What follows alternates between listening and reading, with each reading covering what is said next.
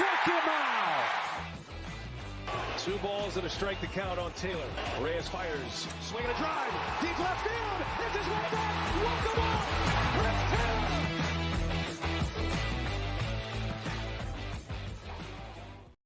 Hi, everyone, and welcome into DodgerHeads Live, presented by DodgerBlue.com. My name is Matthew Moreno, and joining me is Tuesday night staple, Scott Geirman, who's, a couple hours now removed from coaching up some kids on launch angles, exit velocity, maybe some stuff plus. Absolutely, and your favorite thing, some, well-timed bunting. It's just been, I know. I was talking, it's just the best, probably the best part of my week. Love it. Lady Vols came away with another victory. It's a great day. Yeah. Congrats to Nora and the Lady Vols on their big win. And I'm glad that Scotty's teaching them right, that bunting can get you runs, it can get you wins. We need to, get that maybe message over to the Dodgers front office. Can you send an email to their computers? I will send a telegram, see if it gets there. There we go. Fair enough. We want to thank everyone who's watching live on YouTube, Facebook, and Twitter. As a reminder, if you are with us on YouTube, please remember to hit the like button on this specific video. And definitely subscribe to the channel and ring the notification bell. That's how you can make sure you stay up to date on everything we're doing. Our live shows, kind of the daily updates we put out during the week. Some special interviews. Jeff and I had a chance to speak with Alana Rizzo. That's currently on our channel. We also spoke with Nicole Whiteman of the Los Angeles Dodgers Foundation. That's going to be up tomorrow morning, so definitely check that out and all the great work that they're doing. And hey, if you're not on YouTube, then when you get a chance, definitely come check us out whenever you have time. And like I said, subscribe. You won't miss out on anything. And we're also available wherever you get your podcasts. So we definitely appreciate you audio listeners as well. And we would greatly thank you if you could subscribe, rate, and review us there. Our plan for tonight is to discuss the Dodgers getting a little bit of revenge against the Nationals. They started their road trip with a win. And I think, it could probably be deemed an exciting game. It got a little interesting there at the end, so we'll dive into all that. We'll also touch on Shohei Otani, his home run. That is a Statcast record now for the Dodgers. And, we're going to, of course, discuss the bottom of the Dodgers lineup that had some production, the bullpen and Alex Vesia specifically. And our last topic, which I'm anticipating will be a lively discussion, is going to look at the kind of the interesting scenario that might be bubbling under the surface, or if you're Scott, you think it's pretty clear, between Miguel Rojas and Gavin Lux. And then, of course, we'll answer some questions at the end. But a quick reminder, if you do want us to discuss a specific topic or answer your question right away, Super Chat is the way to go. We'll definitely do that. And that also helps us support and grow the show. So, all right. Well, that's all the admin stuff, if you will. So, Scott, let's get into the game tonight. The Dodgers went into the series opener at Nationals Park just 5-4 against the Nationals since the start of last season. They were coming off losing 2 of 3 to the Nationals last week and appeared to be, maybe headed for another loss. Patrick Corbin held the Dodgers scoreless as he pitched into the 6th inning. Yes, that Patrick Corbin. Go figure. Yes. Yeah, I was gonna say it. Just leave it up to some mid lefty to just absolutely dominate. Yeah, it is the lefties that always tend to give Dodgers a hard time for whatever reason. But then the Nationals turning to their bullpen is when things really shifted for the Dodgers. They took advantage of that. Kiké Hernandez came up with a clutch RBI single to tie the game. Then in the 8th inning, James Outman pinch hit for Kiké and had an RBI double. Miguel Rojas gave, more of a much needed boost to the bottom of the Dodgers bullpen with an RBI single as well. Shohei Otani, as I mentioned earlier, then hit an absolute shot in the 9th inning that reached the second deck out there in right field. It was an insurance run that ended up being pretty key because then Evan Phillips wasn't really the Evan Phillips that we're used to. Things got a little interesting there. The Nationals loaded the bases. They also ran into an out. Ultimately ended up a 4-1 win for the Dodgers. Scott, I touched on a lot of things. I didn't mention the starter, James Paxton. What do we make of how would you break down his outing? It was kind of a lot of what we've seen still, and is there some concern? So let's just dive into Paxton. Yeah, first off, it's good to get a win. It's good to get a win over, the Nationals, the pesky Nationals. They just Dave Martinez, I'm a big fan of how he manages, but for Paxton wise, I know we spoke right before hopping on in that it's a little bit of a tightrope, and he is, I've been speaking about since he was brought on to the Dodgers, He's a guy that, coming in, nobody was expecting him to be spectacular. We highlighted a lot how his start to the season with the Red Sox in 23 was the peak that he was going to give. And right now he's got a 2.61 ERA. He lowers that tonight. Let's talk about the improvement he made. 8 walks in his last start. Comes out, manages just 3 tonight. So he improved in that area. Yep. But he only manages 1 strikeout. Only 14 called strikes, just gets 2 whiffs. So he's putting himself in difficult spots again. He's not overpowering. He's having some incredible luck, a lot of contact, and it's just he's doing well when runners are on base. He's having a lot of trouble with right-handed hitters, especially with his walk rates. He's only allowing a 179 batting average to right-handed hitters, but against lefties, it's almost over 300. It is over 300. So it's a tough spot there. When he's behind in the count, he's allowing a 261 batting average. And you want to know what his whip is? It's almost 4. Oh, man. I was not going to guess that high. I was going to go 3 something. Almost 4 when he has guys, when he gets behind in the count. So strike 1 is the biggest thing for him and staying there. So it's depending on how you look at it. You can say, yeah, he's almost given us 5 innings besides tonight in each of his starts. So this is a guy you're getting with the Dodgers that it's consistent. He'll go out there and give you innings, whether it's good or bad. We'll find out which of those, coin flip hits goes their way and which doesn't. So right now it's all going his way, thankfully. And that's going to allow them to really not have to dive into their bullpen every, 6th day, or in his case, what is it, 9 since he last pitched, something like that. Yeah. So it's good when things are going right, but it could go wrong. And that's where I haven't looked at his FIP. I'm afraid to look at that tomorrow when it updates. I haven't looked at it right now. It's going to be high. So he's providing you with a plus every 6th day, whichever. And it's exactly what we need out of James Paxton. Let's just keep those coins flipping heads when we're calling it. But it's somebody says a lot of smoke and mirrors. I agree. It's tough process wise, but results are happening for the good. Yeah, so a couple of things I am seeing in the comments here. Matty Man says, yeah, but Pax is still our second best pitcher. Yeah, you could argue, like, the results are the results ultimately. And yes, if you look at how the rotation has shaped out so far, that is certainly the case. Dovey, who I think is a little harsh here, says you're crying too much. What else do you want from a number 4? He's saying Paxton gave up 1 run. See, I think that's great. I get, if you want to say that, like, if you want to tell me if I'm crying, I'm literally pointing out what we do. Like, it's like processes isn't always great, but sure, results. If you want to say that's always the same thing, then you can, say a guy can throw 55 pitches to get their 1 inning, and if he only allowed 2 runs, you're like, great, it could have been worse. Relax, dude. Like, it's shaky, and without a doubt it is. But he's a back end of the rotation guy. The fact that he's our second best starter right now is to the ERA wise. Tell me I'm crying then. Yeah, I think that's where the issue is, right? On with Paxton, on one hand, he's the number 4 or number 5 starter, however you want to classify him, and Gavin Stone, back end of the rotation, certainly. You look at that, you look at what he's given the Dodgers, like you said, 5 innings in his first start, 6 innings in his next one, 5 innings against the Padres on April 14th. Pitched into the 5th inning, didn't fully complete it, 4 2/3 tonight. But yeah, you mentioned, the 5 walks in his Dodgers debut, and that was a little bit of an eye opener. I remember, reaction to that was, oh man, Paxton, he walked 5 guys, he got a little lucky, but hey, we'll see. Got it under control against the Twins, 1 walk. Skyrocketed again against the Padres, 8 walks. Somewhere in the middle tonight, 3 walks. Another issue, though, you mentioned his strikeouts. Those have been on the decline since his first start of the season. Yep. 5 strikeouts in his Dodgers debut, 4 strikeouts the next time, and now back-to-back starts with just 1 strikeout. And not just a strikeout, but like you said, there's not necessarily a lot of swing and miss just in general.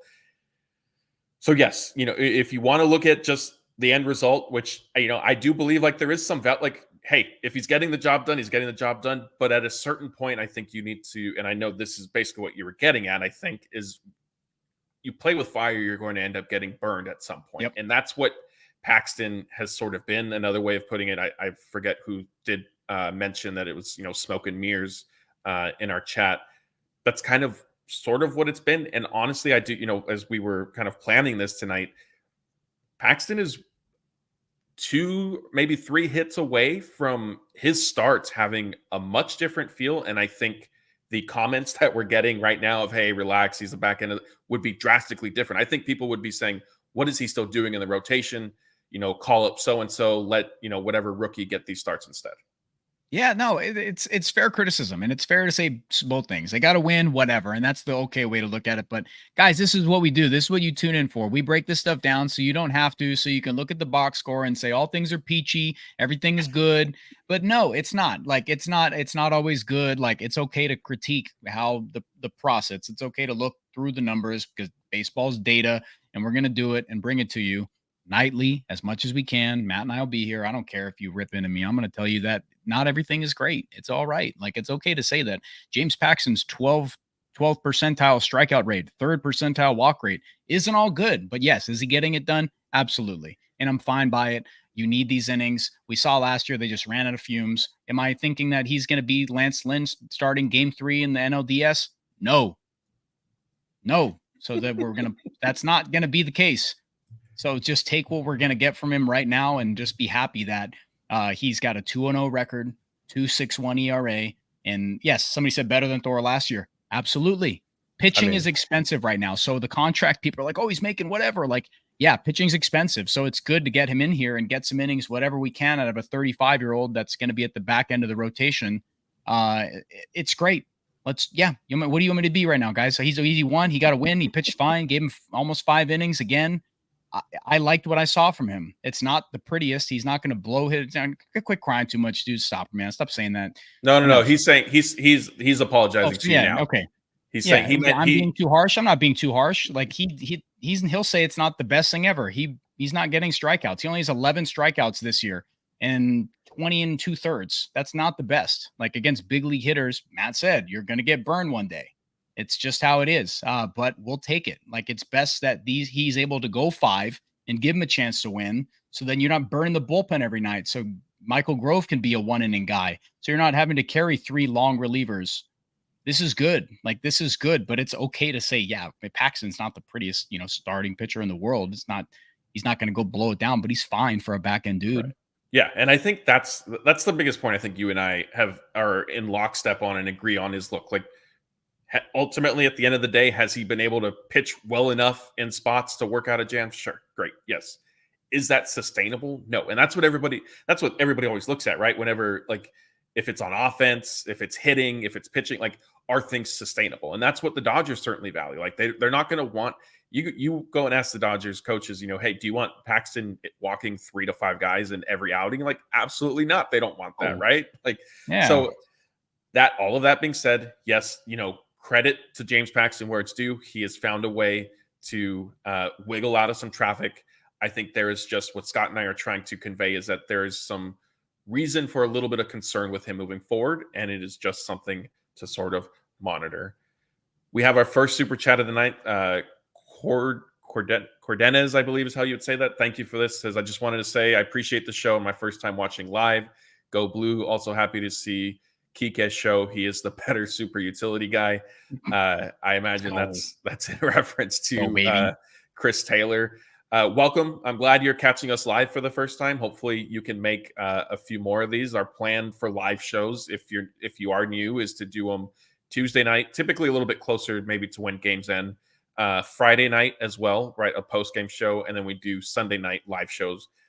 So that's kind of our schedule. And I know we have a lot of longtime viewers with us who are certainly in tune with that. But Scott, let's touch on, we'll get to some of the others. We'll get to Alex Vesia next, but let's briefly touch on Kiké since he was brought up in this super chat. When Alana was on with Jeff and I was, kind of tongue in cheek. We were discussing the bottom of the Dodgers line. I mean, that was a serious discussion, but then I said, based on stuff she was saying, and again, go watch that video once we're done here. I asked her, I said, oh, like you believe in clutch then? Because, Kiké, I think it's a thing. Not everybody does. And she said Kiké is somebody who she agrees or believes that come October, he steps up. Obviously, he's had a slow start to the season, but it was nice to see him get that at bat tonight. And then he ended up getting pinch hit for, and his spot in the lineup was obviously James Outman, who came up with a big hit as well. Yeah, absolutely. I agree. To your thing, I still have to check that video out. I know it's a fantastic interview, and Alana's a wealth of knowledge, so I'm excited for that. But yeah, I agree about Kiké Hernandez. it's the same. You could say the same thing. Oh, why don't you have that same thing about Chris Taylor? I've felt that Kiké Hernandez has had a bit in the tank. We're talking about a guy who's, in his career, he's had, a pretty decorated postseason experience wherever he's been at. In 21 with the Red Sox, he was just, if you don't know what Kiké Hernandez did in 2021 with the Red Sox, he had a 1200 OPS in like 20 games, or not 20 games, like 11 games. Like he went off. So yeah, he's built for the moment. If all things, time it up, but yeah, somebody said he needs ABs. Absolutely. I think Kiké Hernandez should definitely get ABs. He's been a reverse splits guy, but I know there's a lot of talk that he's going to face a lot of left-handers. So situation wise, yeah, absolutely. I agree that, in a good spot, Kiké Hernandez, I still think will give you a terrific at bat. And we've seen it pretty recently. He's got put a charge into quite a few of them. He's looked better at the plate. And defensively wise, when you put him in the outfield, he's as good of a glove as anybody we have right now out there. I really think that Kiké is a valued piece to the organization. We have to wait to see the sample versus lefties and righties and kind of see what we'll expect on the platoon basis. But as far as everyday thing, Matt, do you think Kiké could be an everyday guy anymore, or you think he's still platoon based? No, so Alana did say that he needs everyday at bats, and I feel like he's playing pretty regularly. I mean, maybe some of that is because of Jason Hayward's injury, but I feel like Yeah. Kiké is playing on a pretty regular basis. Like, if you ask me, do I think he's somebody who should start 150 some odd games, 145? Like, probably not. Yeah. Should he overall play, appearing off the bench in 130 or so? Sure. Like, there's some value there, but is Kiké capable of getting back to being, maybe his first year in Boston? Would it fully surprise me? Not really. But is that like the safe bet? Not necessarily. Like, I'm not sure if that, like, he's not old, but he's certainly older. And he is coming, as much as he's optimistic that the double hernia surgery he had during the offseason has put him in a better position now. Like, you still are returning from surgery. Like, that affects you physically. So, that is something I think to sort of weigh in as well. Yeah, I look at Kiké a lot of the same light. I look at Taylor. Kiké just has less of a sample size of the struggles, I think, honestly. So I don't know what it is. I have to look a little bit more into it, but Kiké's struggles are less on my worry meter than Taylor. For whatever that is, I have to give you more of that, and maybe I'll give you a better reasoning why. But yeah, they're both kind of redundant to me. I know somebody said that in chat. I kind of agree. But they're both built for those moments. And that's probably why, like, there's continued belief in both of them that they have done it and successfully for a really long time at the big league level. Would I ideally, or would they be out there every day? No, but to your point, Jason Hayward's, he's not available. So you're going to have to find it. And I think kind of whatever we get with them is what we get. Yeah. What's that? Yeah, I was going to put you on the spot really quick because I remember during the broadcast tonight, they showed a stat for Kiké that he was making hard contact. He's made hard contact like 44% of the time this year. Where does that, where that would kind of fall in terms of, like, that's good? Because I look at, if you hit 300, like, that's 30%, right? Like, that, the joke is like that gets you in the Hall of Fame. So to me, I sort of feel like, well, it's not quite half the time that he's making hard contact, but at 44%, is that, a good rate, or is that something you still want to see that elevated? I think that's fine. Like, I just pulled it up real fast. That's like 116th in the league. Guys who have had like 10 plate appearances. So we're talking like marginal error here on, finding a barrel or, success. So there's definitely, that's a good stat. I like that a lot. So it means when he's connecting, he's getting it. So there's just maybe some minor adjustments that have to be, that's, thanks for completing my argument there. It's like, I don't think Kiké is as mechanically, like based as Chris Taylor is. So that's probably where, because we've seen the depths of what Chris Taylor was and they fixed him. And now we know there's been some, I think you touched on it, that a couple things are kind of out of whack there. Kiké, I think he's more mechanically sound. And I like the fact that, 44% hard hit rate for him, playing in spot duty. That's great. So keep building on that. That's along the lines of what Justin Turner's doing. And Justin Turner's having a terrific season so far again. Shout out to him. So I think that for what Kiké is doing right now, perhaps like he could go on a run. He's hitting the ball and we think, get a bat on the ball, good things will happen. but that's a stat that's kind of putting him on par with a lot of guys. Same thing, James Outman, he's there 45.5. So we're talking coin flip stuff here, that something could change real fast and things could be going really well. And that's where his slug can kind of carry his stat line. So yeah, I agree. I mean, I would love to see Kiké Hernandez get some more at bats there and just let it ride, because there is underlying data for him to say that he might warrant those ABs. And maybe foreshadowing a little bit, perhaps there's an opportunity at second base for Kiké Hernandez.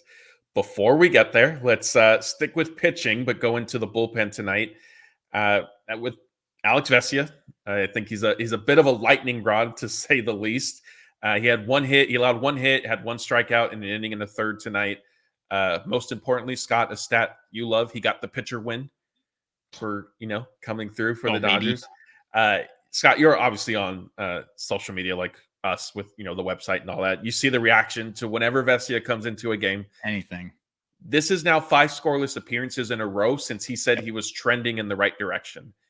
Have you seen that to be the case? Is there still work to be done? Is he getting back to kind of the old form? Where are you with Vesia?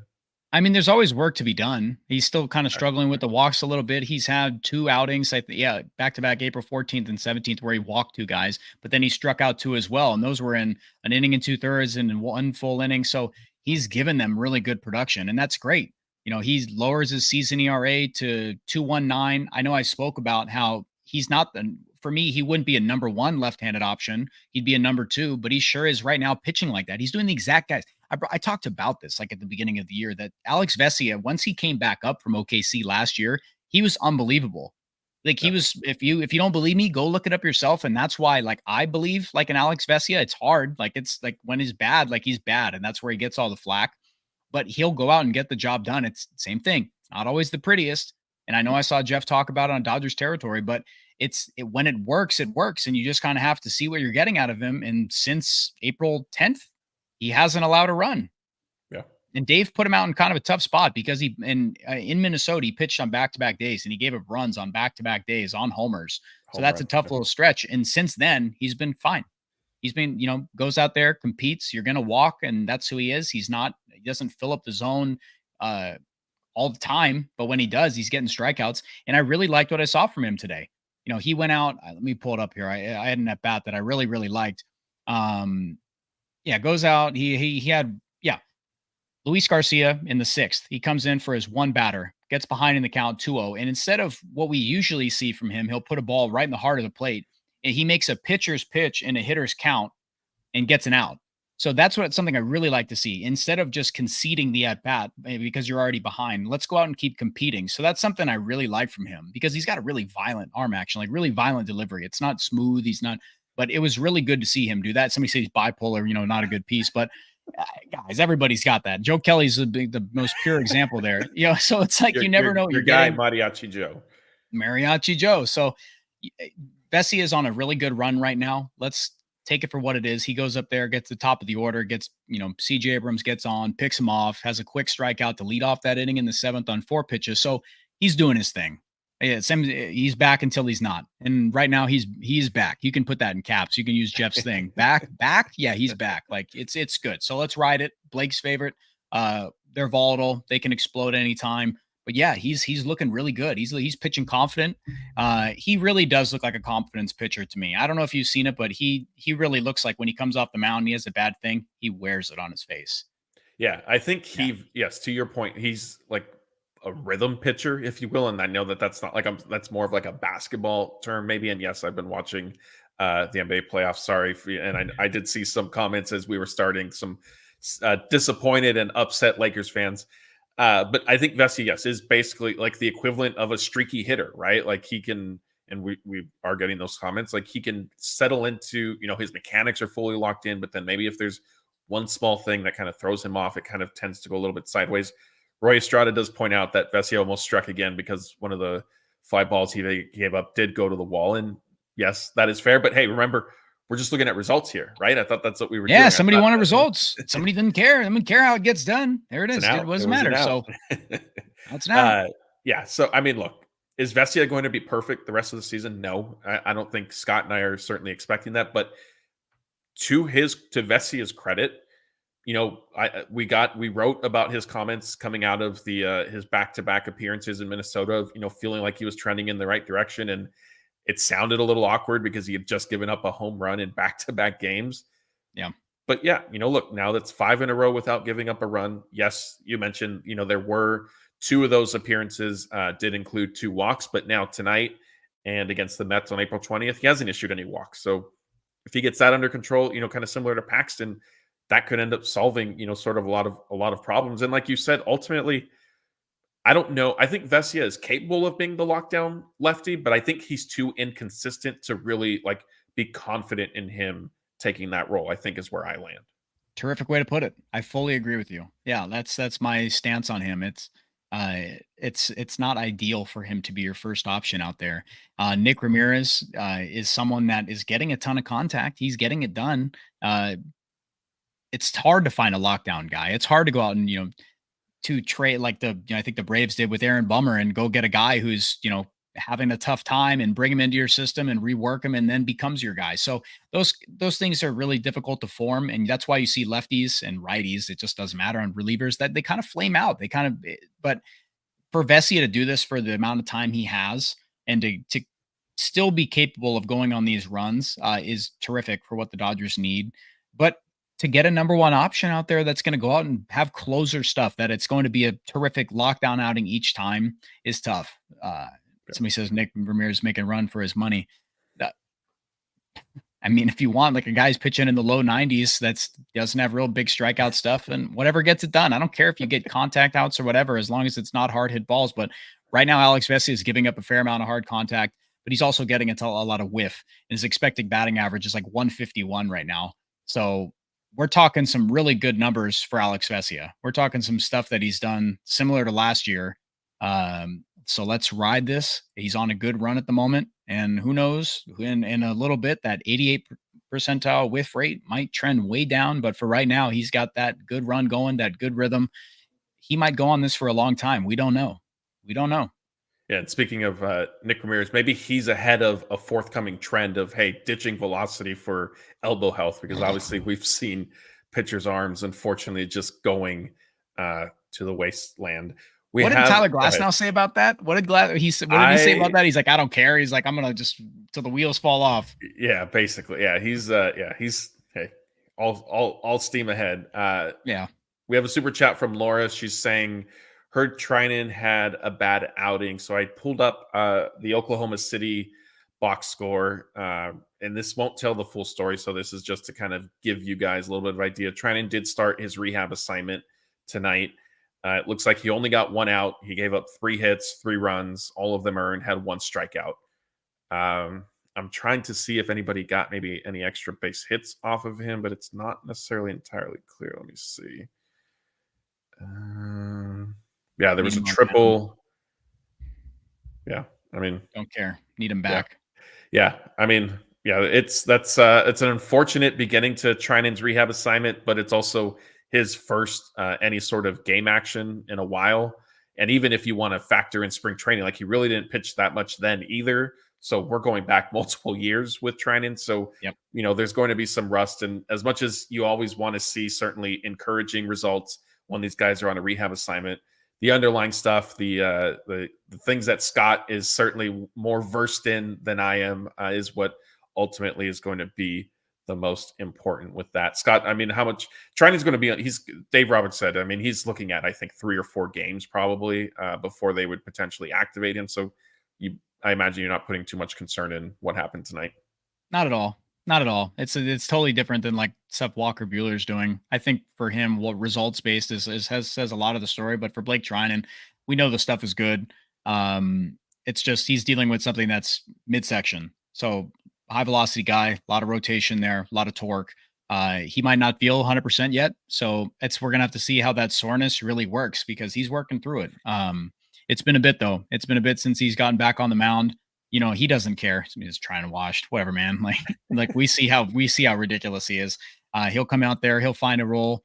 But for sure, I think that what probably would you say a good 4? He said 4 outings. 4 I appearances believe, out there? I think he was probably going to do around there. I don't know if they've set a specific number, but I think they would want to do like a back-to-back at some point as Sure. well before. I mean, that's always, it's not Trinan Understand. specific. That's, with Yeah, most that's relief pitchers yeah. who have been out. Like they want to make sure that they're able to do that. I mean, my guess is they're not going to rush his rehab assignment by any means. I think, pitchers can be on one for what, like 30 days or something crazy. And I don't know Yeah. if it'll extend that far.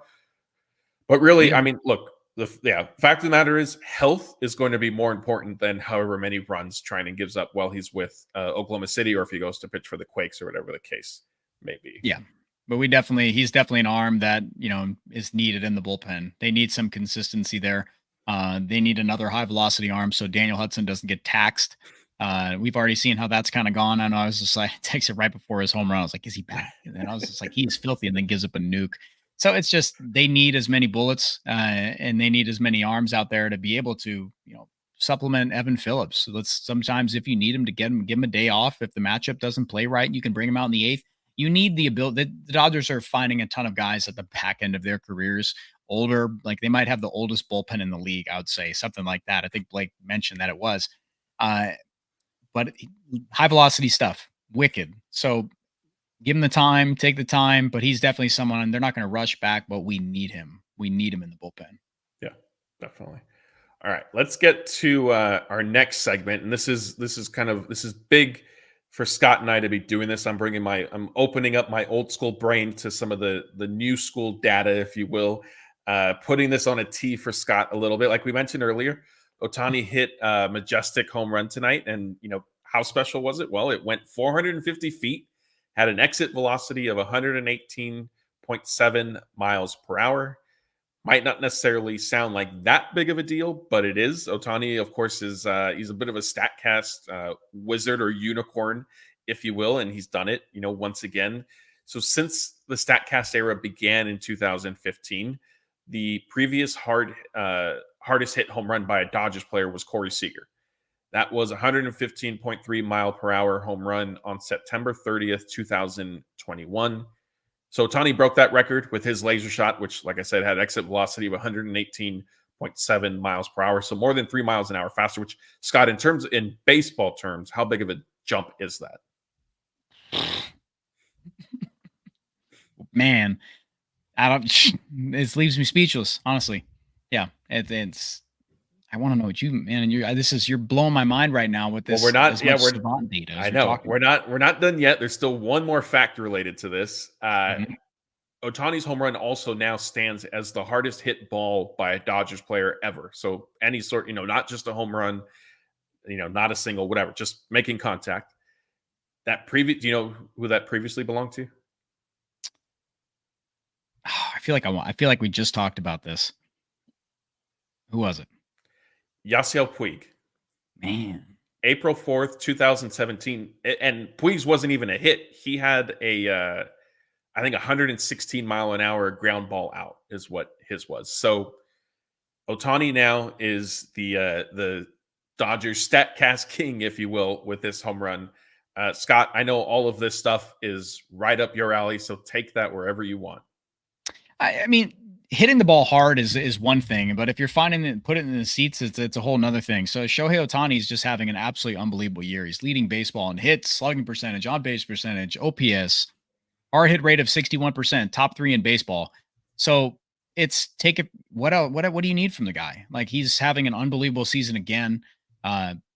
He's just a walking barrel. I think we saw earlier in the year, he had that pop up that was like 110 off the bat, straight up into the air.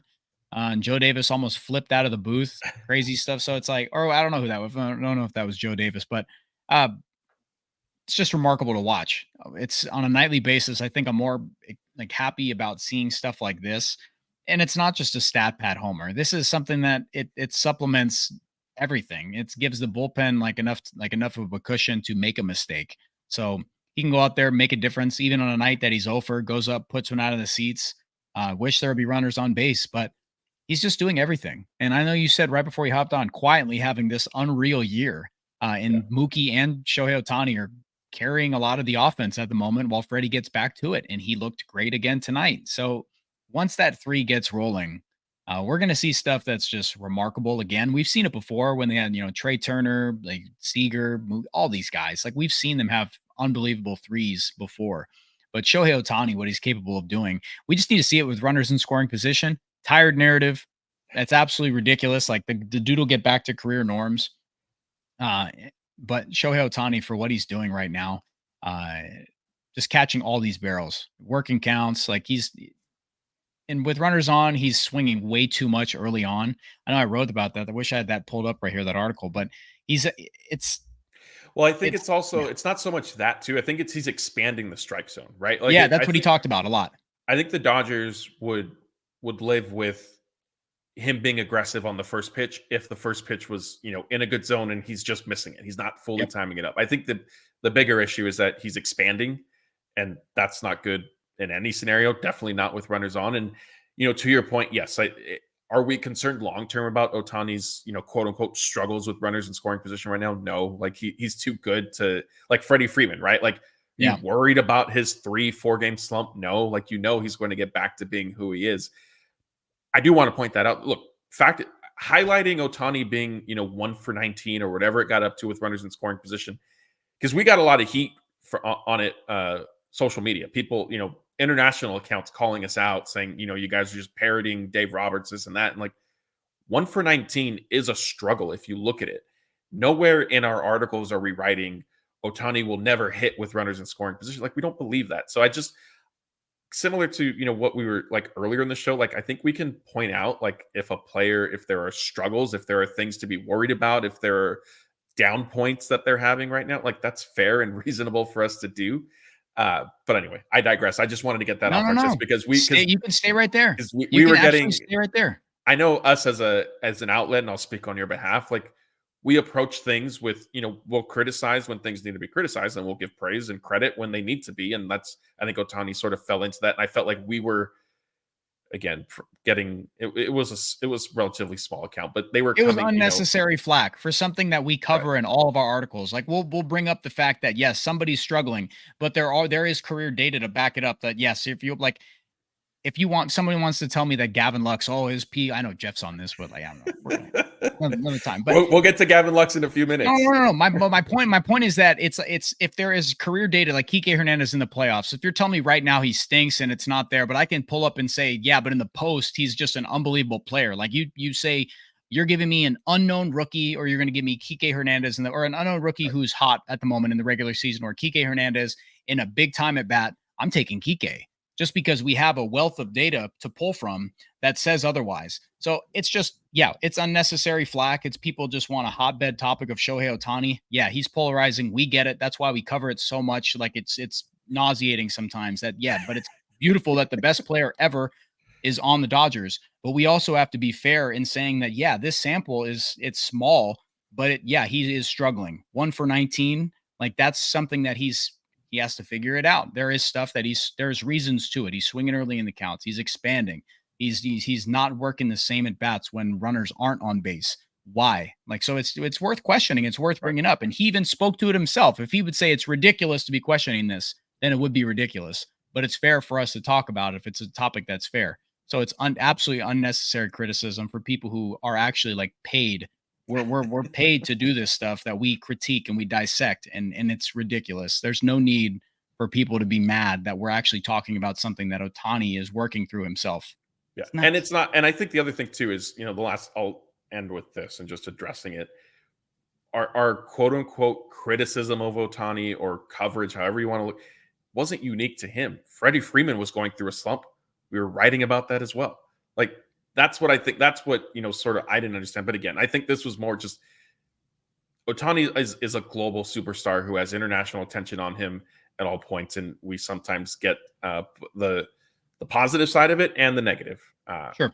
But anyway, one final thing on just Ohtani before we move on. Sure. What was more impressive, his home run or me throwing all this baseball savant stuff at you? I'm going to say the home run. Because Blake and I, we've been chipping away for a few years now getting this. I think we've been getting to that point where if you start dropping expected stats on me, I might drive a bird scooter to your house and check if you're okay. All right. But I would say Otani's homer, honestly. It's just, I don't know. I know I saw somebody in there saying Otani likes to stop and stare at his homers. I would stop and stare at that homer too. I would. I think everybody did. Yeah. I think everybody was watching that one. Everybody did. And I know the fans, I love to see fans on the road that get tickets right behind the dugout. And I love that. It fires me up. I like it. Yeah. All right. Real quick. So this is from Noah Ortega, super chat. Thank you for that. Noah, I know you're in here on a regular basis. He says, finally, no outside, basically off the field drama this week. And yeah, that's always a positive. Whenever we can just focus on baseball, it certainly helps. Yes. We have another super chat from Cordenez. Again, I apologize if I'm mispronouncing your name.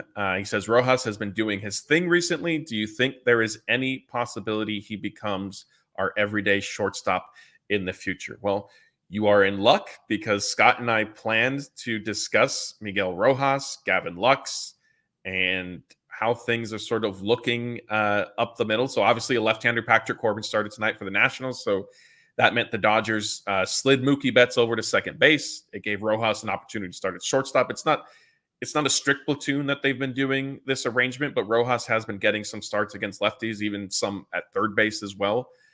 He went 2 for 4 with the RBI single that I mentioned earlier tonight. Scott, are we looking at the Dodgers needing to consider yet another change with their middle infield? I would like them to. Honestly, I would really enjoy. I spoke about it way too much that I think the whole, and if you don't want to say it's Gavin Lux's fault, like it's, baseball's a hard game, that peak performance is difficult to come by, even after missing an entire year of baseball with a major knee injury. That's hard. But the position that Gavin Lux has put Mookie Betts in and the organization in, and it speaks volumes for the immediate change of putting a 31-year-old superstar at an incredibly premium position right before the season starts.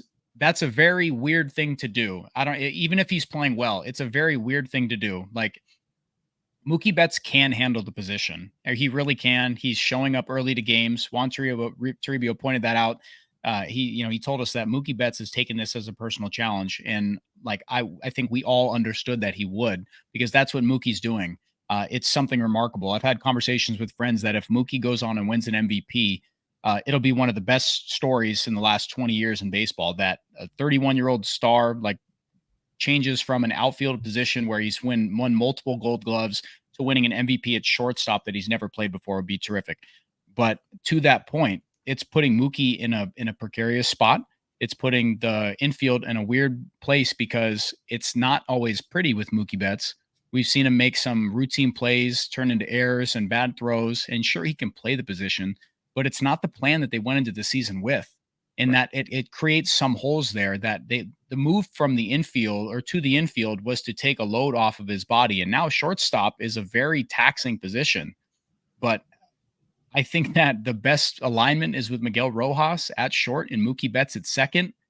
And that pushes Gavin Lux to a spot where I don't care if Miguel Rojas is playing against righties or lefties. I think that should be until the wheels fall off, the everyday guy. What do you think about that? I know. I mean, it's such a complex issue is the problem. And that's with a lot of stuff we talk. There's always a lot of nuance to the different, topics more times than not that we're debating. And I want to see, TQT says, I don't think you guys are giving Betts enough credit with his D at shortstop. He's rated average to above average. I know Scott, off air, on air, Scott and I, we recognize that Mookie Betts is more than capable of playing the position. I think, yes, I trust Mookie Betts to be an adequate enough defensive shortstop. I think the question, and that's what the question is, and what Scott was getting at, is when the Dodgers made this change, rather than just outright benching Gavin Lux, they moved him to second base because he had experience there. He looked comfortable enough there, and they wanted to keep his bat in the lineup. That was the impetus behind it, right? It was to make sure, okay, look, we can't have Lux playing shortstop, but here's a solution where we do want him in the lineup still, and this is how we're going to do it. The problem is now he's not hitting. Yeah. Defensively, Gavin Lux has been fine at second base, in my opinion. I haven't looked at I know we just did the nerd stats. A baseball savant segment. I have not looked at your nerd stats. But I'm glad to hear that they match up with my true and tested eye test. Yep. So he's been fine at second base, but if he's not hitting, like to what extent? And it's not like Miguel Rojas isn't hitting now. Like he's taking advantage of a lot of opportunities. So that's where I think the question now becomes: what is the best lineup? What's the best defensive infield you could set out? And right now, I think it is pointing towards, like you said, putting Miguel Rojas at shortstop. And I threw this concern at you when we've discussed it off air, and I did see it in some of the comments. And you said just write it until the wheels fall off. Sadly, Miguel Rojas, I think, what is he, 36, 35, 37, around there? Like, let's give him 35. Yeah, I was hoping younger so we could tell him good for him, but he's 35. The wheels might fall off pretty quickly if he's starting every day. He's had some bum wheels too. That would be my concern. Yeah, no, you're right. He's had some bum wheels too. The last 2 years he's come into the season through spring, they've been like, yeah, he's dealing with stuff like some ailing. It's just his body. He's played a lot of innings, guys. Like he went off to, Miami and he played a ton. Like he was an everyday, pillar in their organization. Came here and he's taken a load off for sure. Can he play every day? Probably not. Would he? Yeah, absolutely. He's a vet. He'll do it. And that's where, and this is going to push the conversation to, does Gavin Lux have a spot? Yeah, he does. He'll have a spot until they just say that time is gone. But to appease everyone, sure, it's April. That's where it's at. We'll find the at-bats until their sample size is large enough where they say, yeah, we're going to move along there. But I think that once all things are equal, when they get guys back, Jason Hayward back, you'll be able to kind of move Kiké Hernandez around. Then it just goes into Chris Taylor and all that different conversation. But purely talking about Miguel Rojas, his quality of contact is better. His strikeout rate is on par with where it's been. He's not striking out. He's putting the ball in play, and that's what we need. We lack the ability. Yeah, someone points Lux stats. It makes me shudder. But we need players who are not going to strike out at the bottom of the lineup. There's too much swing and miss right in the heart. The 5, 6, and 7 are just big strikeout guys. Teoscar Hernandez, big strikeout guy. Muncy, big strikeout guy. Chris Taylor, huge strikeout guy. So it's a problem, and they need to find some stability there where there just isn't. And Gavin Lux isn't striking out as much, but his quality of contact is horrific. I think he has like the worst percentile. I think first percentile barrel rate, which is terrible. That's like bad, guys. So like flip it. Like it's bad. It's as bad as it gets. He's not getting good bat on any baseball thrown. But Miguel Rojas is doing fine. He's playing. He's competent shortstop. We know what you're going to get out of him. You're going to get a baseline glove. And Gavin Lux is not on the baseball field to be a glove. He's there to provide athleticism, offense, like that. I don't care if he can field a position. That's awesome. At times we said Max Muncy could play second base. But when you have Gavin Lux out there, I think the downgrade of offense and like without any quality of contact, it is a detriment right now. And I think the best alignment is with Miguel Rojas at short and go back to the original plan with Mookie Betts at second. And that's where it is. I cannot get over the fact that Gavin Lux forced them to move off their original plan. And that makes me mad. And you just hope you get to July with Miguel Rojas as your starting shortstop, right? Let it ride, buddy. Let it ride. Let's see what we got. Give him some time off then. And then we move to the deadline. And then Hugh Blake. He's not here tonight. I wish he was pumping, Willie. We have a couple super chats. MMA Voice says stats. Miggy Rogue gives us the warm, fuzzy feeling. I think that's selling Miguel Rojas a little short. He's been producing. Look, last year he did not hit well for most of the season. That hasn't necessarily been the case this time around. So I think we certainly need to give him some credit there. Doom South says Mookie needs to go back to second base. High probability of Betts getting hurt at shortstop. I have seen a lot of that concern of Mookie, not only shortstop being a physically demanding position, but also, the chance, an increased chance maybe in him getting hurt on turning double plays and, base runners sliding in and all that. I don't know. I mean, I think fine. Maybe there's a little bit more of an increased risk at shortstop than second base, but I think either way, he's going to be playing the middle infield.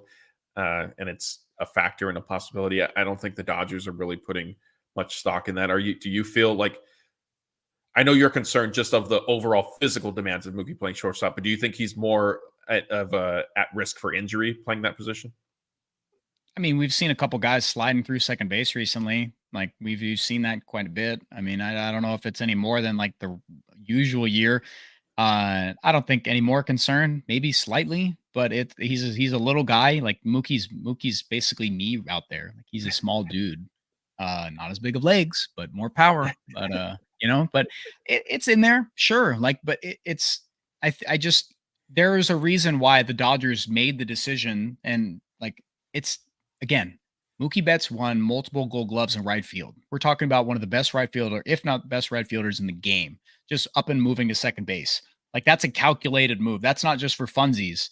It's a big change. So moving him to shortstop was a move that they were like a panic thing. It definitely was. Like I like to say we have to do it, not because it's optimal.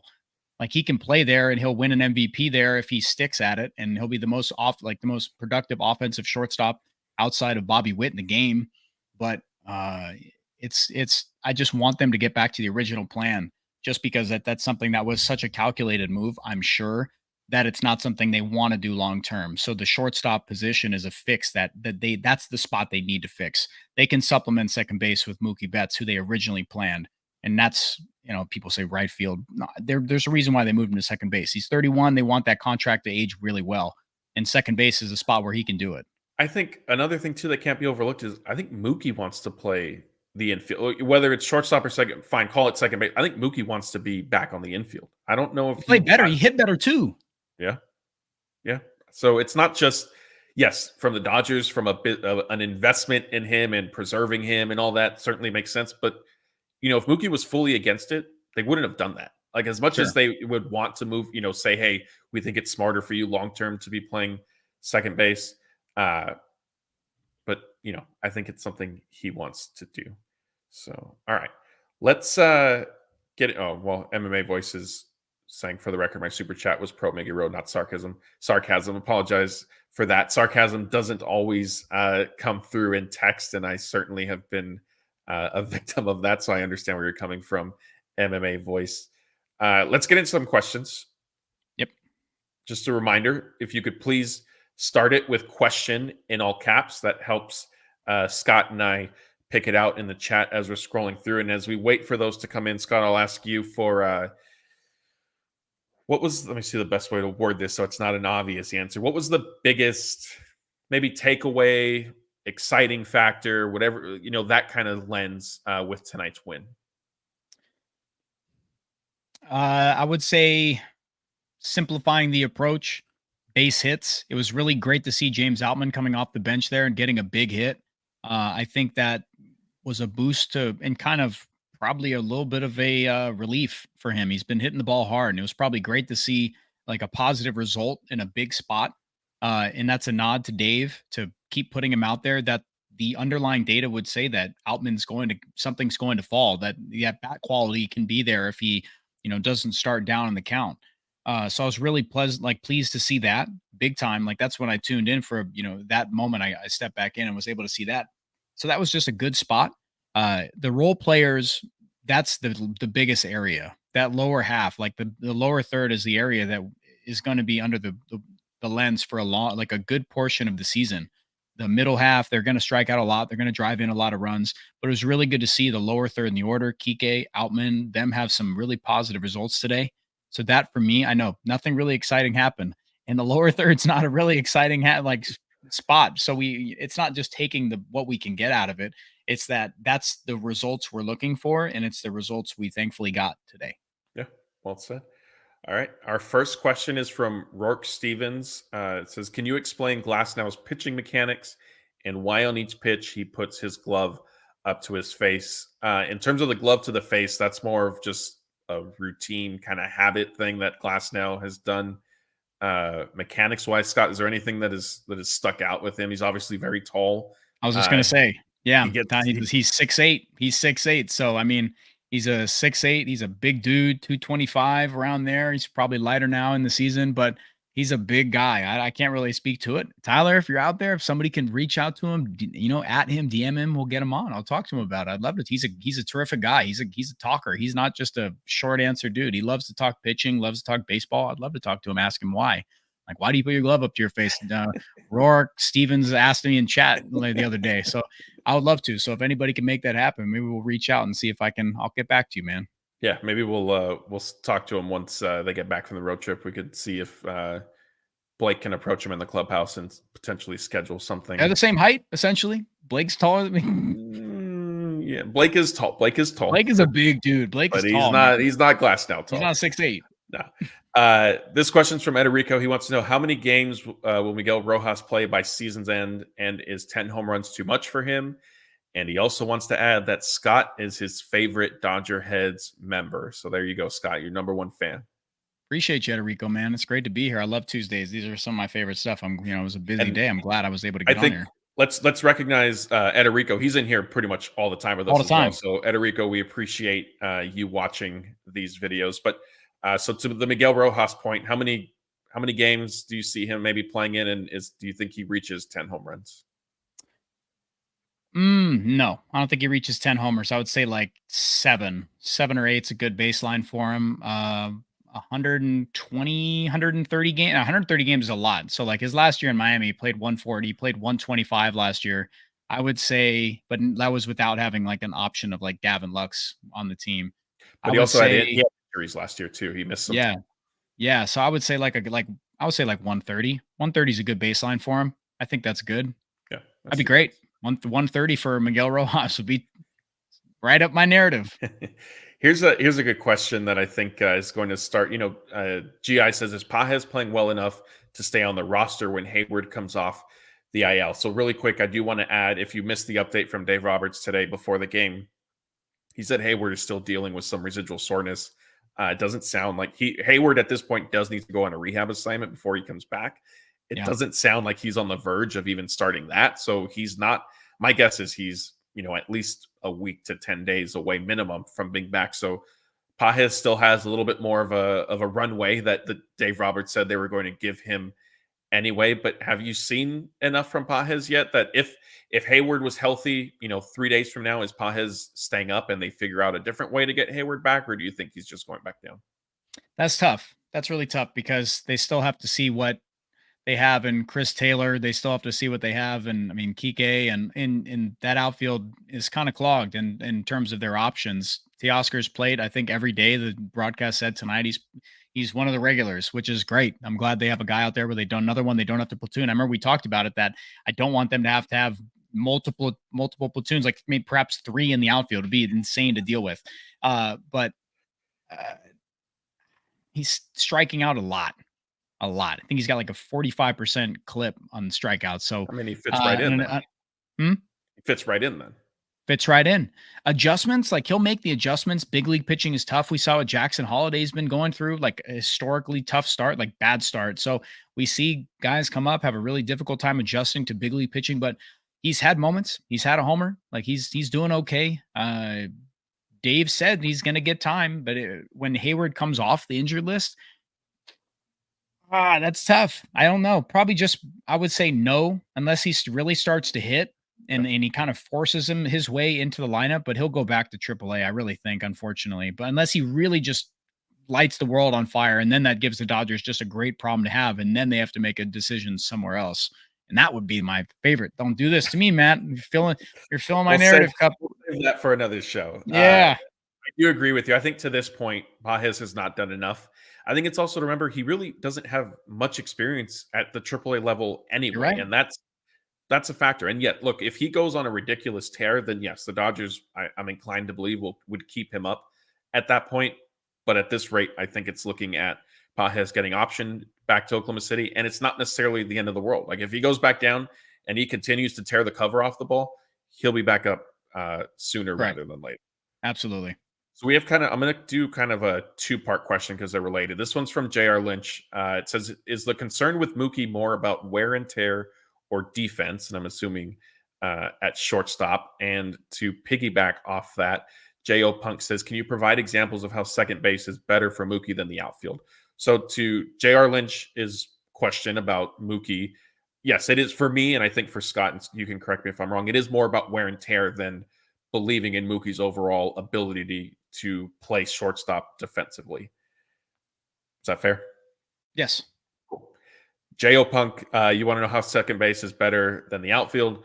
For starters, one thing that Mookie and Dave Roberts have been consistent in saying is it's just this one simple fact of from the dugout to second base is significantly shorter than from the dugout to right field. And having to do that 9 innings a game, 155 some odd games a year, that eventually adds up is what they say. It's not something I necessarily ever thought of.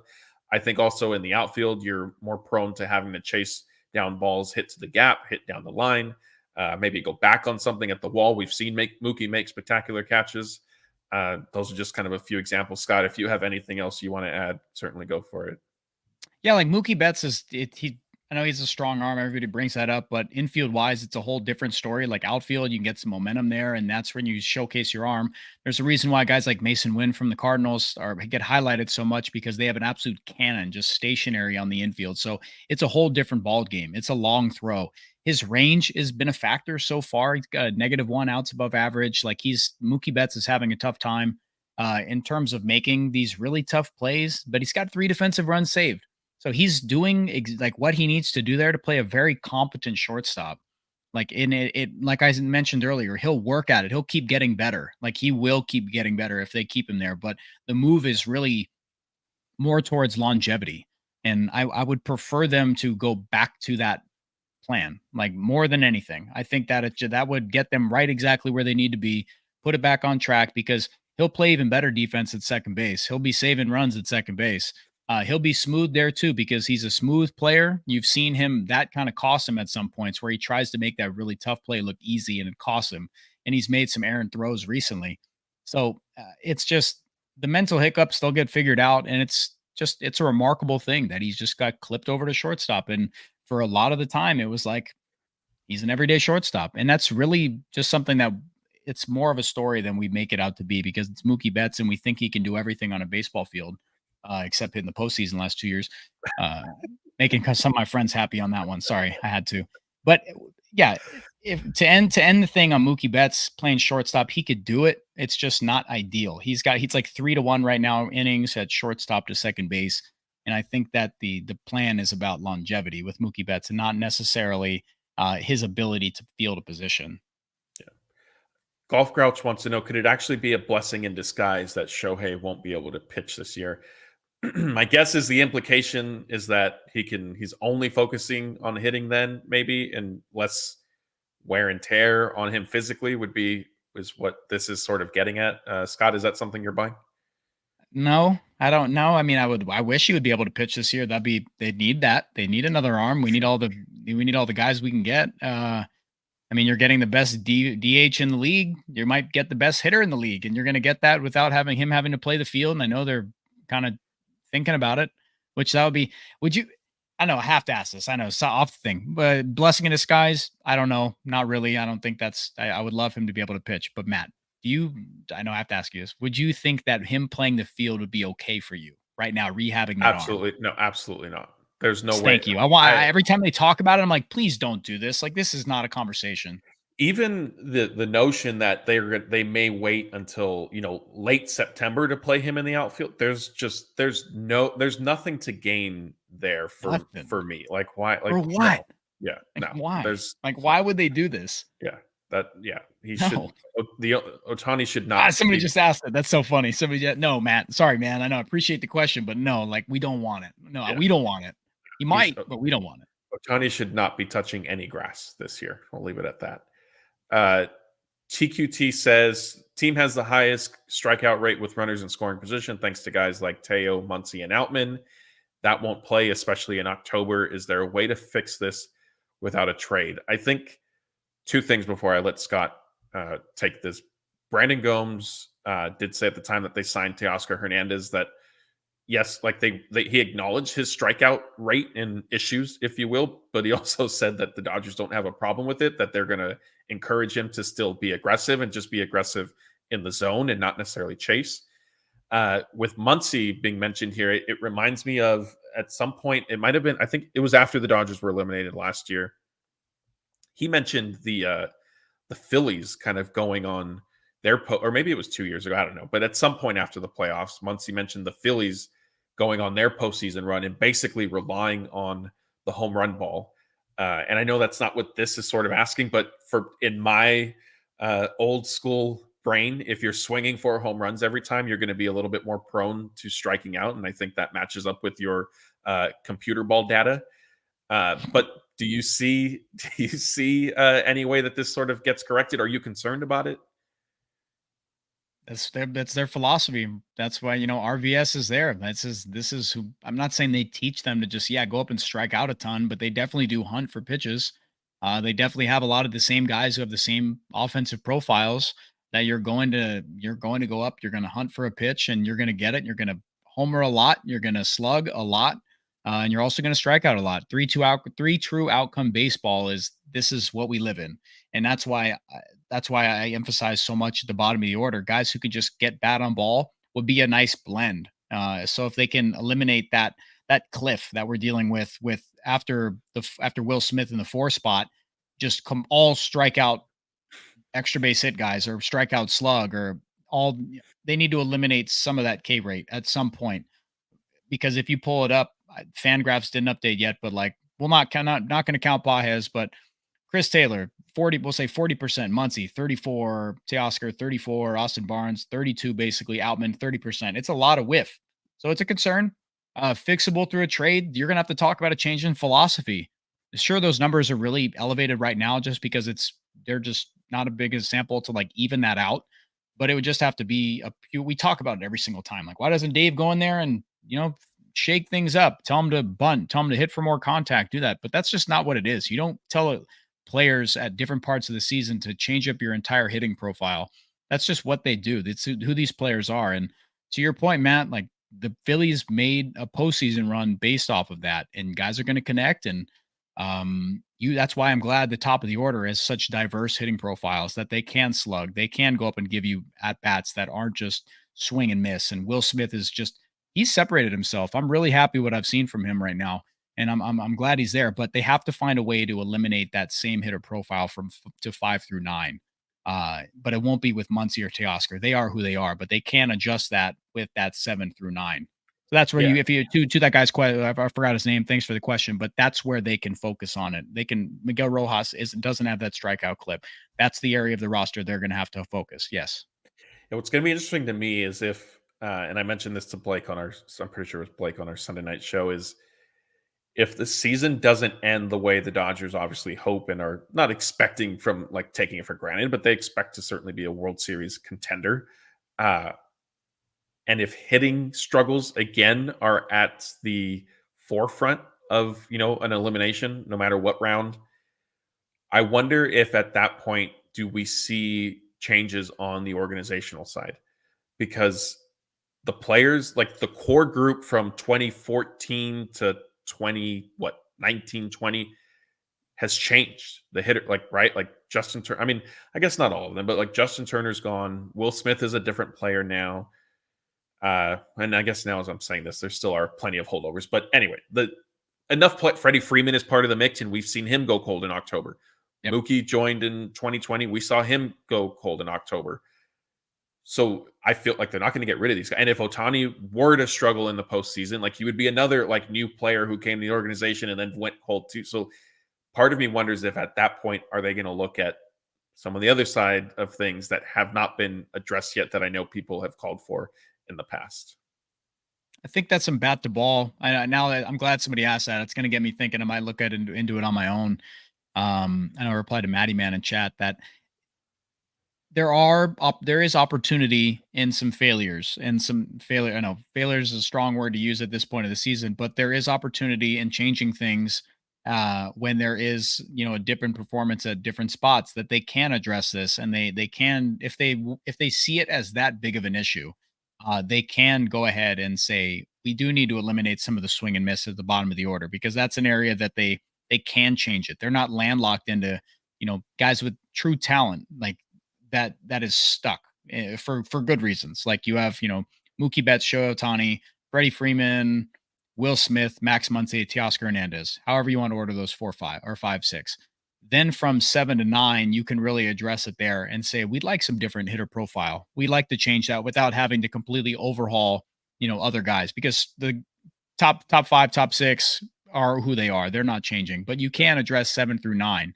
You can say we would like something there, which is something unique, something they could change, that we want more bat to ball there. So it's not just because there's a caliber, and then you're talking about, James Outman, Kiké, Chris Taylor, all with the same stuff on a lesser level. So your success rate could change if you look for something different there. So it's a good question. I appreciate somebody doing that. I might ask for Blake to toss me an editorial there and really kind of do a deep dive on how they could change the kind of the makeup of the lower third of the order without, keeping same hitter profile. It's interesting. There we go. We might also need a video component with you and Blake. Maybe. Yeah, that's a terrific question. Here's a quick one. We'll answer a few more. Adam818 says, I'm curious how much a beer costs at Dodger Stadium. I don't know. I'll just go out on a limb and say too much. Too much. Let's see. What else do we have? Michael says, do we still have the Cat Gonsolin? Tony Gonsolin is still part of the team, but he's not expected to pitch this season because of his, I think it ended up being Tommy John, right? It wasn't a flexor. It wasn't necessarily. Yeah, Tommy John. Let's see. What else do we have here?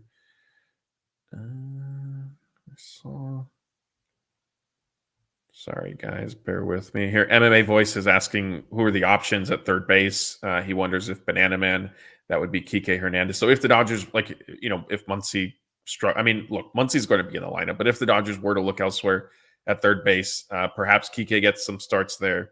Miguel Rojas, as we mentioned earlier, has already done that a few times when the Dodgers have faced a lefty. Chris Taylor could be another, but again, that's not necessarily a likely outcome.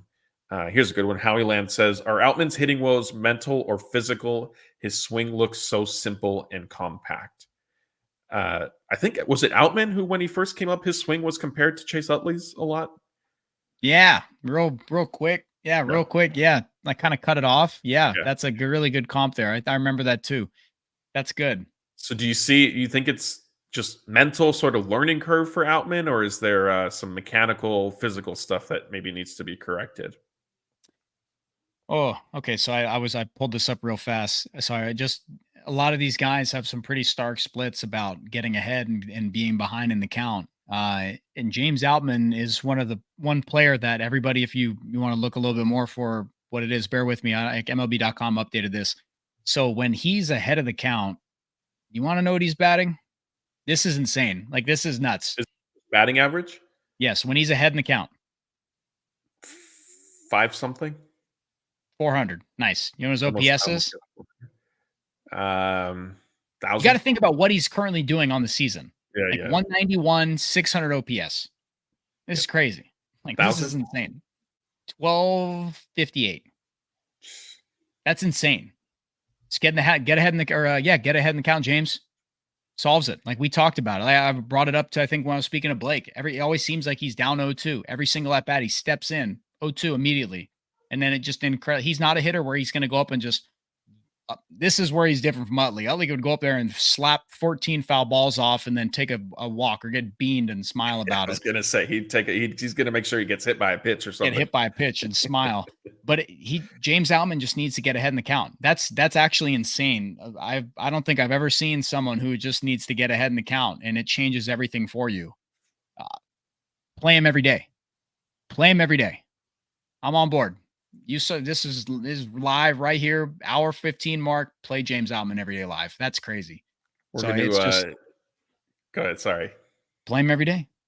We're going to clip that. We're going to make it a loop and we're going to text it to Blake because Blake he was on the platoon, or not so much that it needed to happen, but he was predicting with Jeff before the season started that it would happen. I think that was one of his. Just, pick your spots with him. Like if they see, like if there's something else, somebody up there against the lefty that it works out, sure. But like it's just that's such that's a crazy stat to have right now, and it's like a pretty even sample, but that's nuts. He just needs to get ahead in the count. So it could be a lot of things, different approach, or just maybe become Corey Seager and swing at the first pitch instead of allowing them to just go down 0-1 every single time.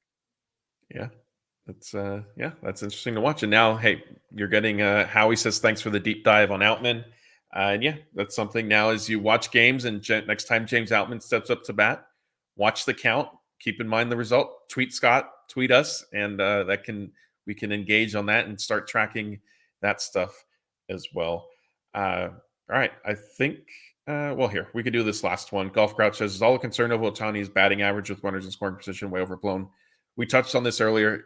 Ultimately, yes, it is. Like, is it an area that he's sort of struggling with right now and not necessarily meeting expectations, career norms? Yes. Are we worried that he's going to be, a 100 hitter with runners in scoring position for the rest of the season? Absolutely not. So yeah, that's where that stands. All right. I think that's going to do it for us tonight. Thank you, everybody who joined us live. Like we said, if you're watching this on YouTube, please remember to hit the like button on the video, subscribe to the channel, ring the notification bell. That's how you'll make sure you stay up to date with our live shows whenever we schedule these. And also, we're putting up daily updates throughout the week. We have special interviews planned that we try to mix in as well. And so we certainly appreciate all the support there. Howie Land says, amazing, no food questions. Yes, Scott is the one staff writer who doesn't food questions aren't his forte. I'll leave it at that. I mean, they're fine. I've told you before, they're fine. Like, they're cool, but like, I got triggered one time. We were having like the most in-depth baseball conversation. I think Jeff was just like, all right, what's your favorite 7-Eleven candy? And and I was like, get me out of here.